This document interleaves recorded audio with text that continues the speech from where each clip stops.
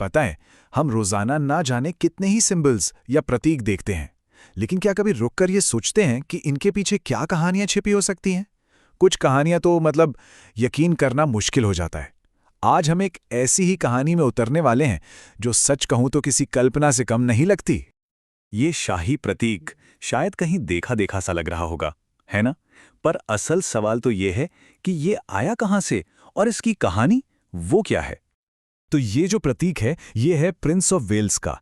इसमें 3 शुतुरमुर्ग के पंख हैं और एक मोटो लिखा है, एक वीरिडीन। और कमाल की बात यह है कि इसका इतिहास 600 साल से भी ज्यादा पुराना है और ये एक ऐसी कहानी से जुड़ा है जिस पर यकीन करना मुश्किल हो जाए। इस कहानी को समझने के लिए हमें थोड़ा टाइम में पीछे जाना पड़ेगा। चलिए चलते हैं साल 1346 में, और जगह है फ्रांस का एक बहुत ही भयानक युद्ध का मैदान, क्रेजी। बस एक पल के लिए सोचिए उस माहौल के बारे में। चारों तरफ तलवारों के टकराने की आवाजें, घायल सैनिकों की चीखें, जंग का वो भयानक शोर। उस मैदान पर अंग्रेजी और फ्रांसीसी सेनाएं एक दूसरे पर कहर बनकर टूट रही थीं। और इसी पूरे कोलाहल के बीच एंट्री होती है हमारी कहानी के हीरो की, बोहेमिया के राजा जॉन। एक ऐसा योद्धा जिसकी बहादुरी की कोई मिसाल ही नहीं थी। अब यहाँ कहानी में एक जबरदस्त मोड़ है। एक तरफ तो वो बोहेमिया के 50 साल के खूंखार राजा थे, और दूसरी तरफ एक ऐसा इंसान जो 10 साल से भी ज्यादा से पूरी तरह अंधा था। सोच सकते हैं? तो हुआ ये कि जैसे ही राजा जॉन ने जंग शुरू होने की आवाजें सुनी, उन्होंने अपनी इस हालत के बावजूद पीछे हटने से साफ साफ इनकार कर दिया।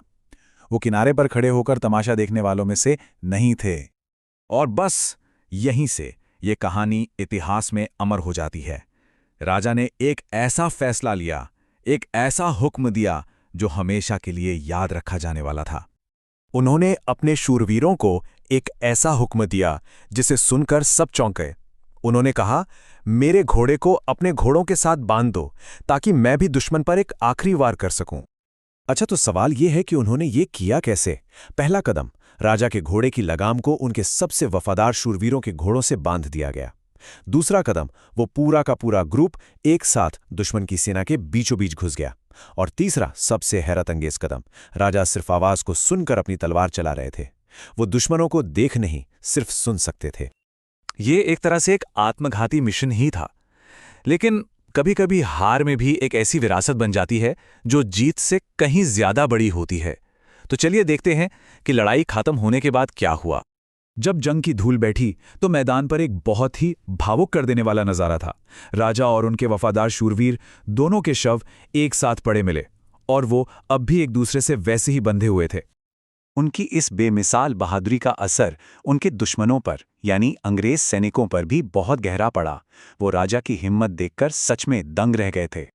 वो लोग इतनी ज्यादा प्रभावित हुए कि अंग्रेजी सेना के लीडर, जिन्हें ब्लैक प्रिंस कहा जाता था, उन्होंने उस वीर राजा को श्रद्धांजलि देने का एक अनोखा फैसला किया। उन्होंने राजा जॉन का प्रतीक, वो शुतुरमुर्ग के पंख, और उनका मोटो इकडीन, दोनों को अपना लिया।